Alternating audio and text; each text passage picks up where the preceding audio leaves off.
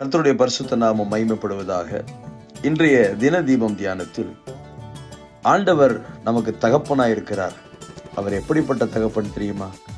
நன்மைகளை தருகிற தகப்பன். ஆமேன். மத்தேயு 7:11. பரலோகத்தில் இருக்கிற உங்கள் பிதா தம்மிடத்தில் வேண்டிக் கொள்ளுகிறவர்களுக்கு நன்மையானவைகளை கொடுப்பது அதிக நிச்சயம் அல்லவா?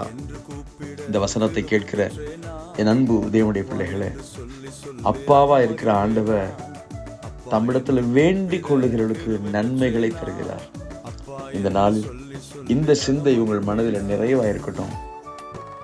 இந்த உலகத்தின் தகப்பன்மார் எவ்விதமாய் தன் பிள்ளைகளை நேசிக்கிறார்களோ அதை விட பரலோகத்தின் தகப்பன் அதிகமாய் நேசித்து அதிகமாய் நன்மைகளை தந்து அதிகமான கிருபைகளை பாராட்டுகிறார்.